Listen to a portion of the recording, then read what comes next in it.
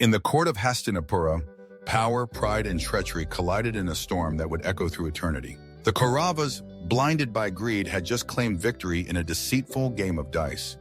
Draupadi, the queen of queens, wife to the 5 mighty Pandavas, was named a prize, a possession, a slave. Duryodhana, intoxicated by his hollow win, sneered at the noble Vidura. "Bring her here to sweep our floors." But Vidura, the voice of reason, thundered back. "You are tightening your own noose. You're standing at the edge of destruction, taunting tigers while dressed as prey. You dare stake a queen after her lord has already lost himself? She is not yours. Draupadi is not your slave." Yet Duryodhana dismissed the warning. His arrogance blinded him. He ordered Draupadi to be dragged to court. The door guard relayed the cruel command. Draupadi, bewildered, asked just one question. "Did Yudhishthira lose himself first or me?" Her question cut through the silence of the court like a sword. The messenger returned with her words. Yudhishthira, once a proud king, could not lift his eyes. And so began the darkest chapter. Unable to bear her strength, Duryodhana sent Dushasana to bring Draupadi by force. The unthinkable happened. Dushasana stormed into her chambers, seized her sanctified hair, and dragged her like a trophy before kings and sages.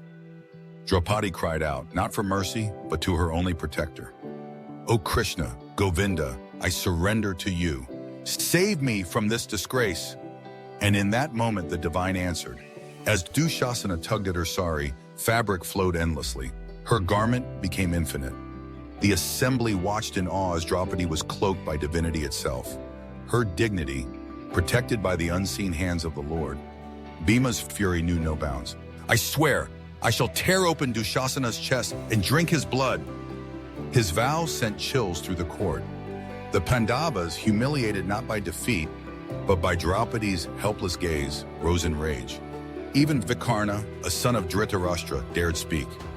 A man cannot stake what he does not own. Yudhishthira had no right to wager Draupadi. She is not a slave. This is a dharma. But Karna, poisoned by jealousy, mocked her.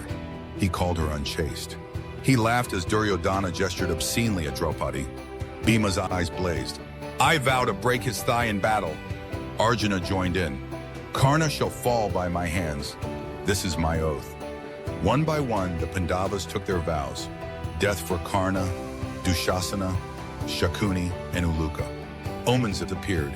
A jackal howled, asses brayed. The earth itself cried out. Too late, Dhritarashtra saw the fire he had allowed. Fearing the wrath of the gods and the destruction of his line, he granted Draupadi 2 boons, the freedom of Yudhishthira and the release of her husbands. She declined a third. "My husbands shall win back their kingdom with their own strength," she said. The court, once filled with arrogant laughter, now trembled in silence. This was not just a rescue, it was a reckoning. A queen had been insulted, the gods had witnessed it, and the battlefield of Kurukshetra was already being drawn by fate. History would remember this day not as the day Draupadi was humiliated, but the day the Kauravas sealed their doom.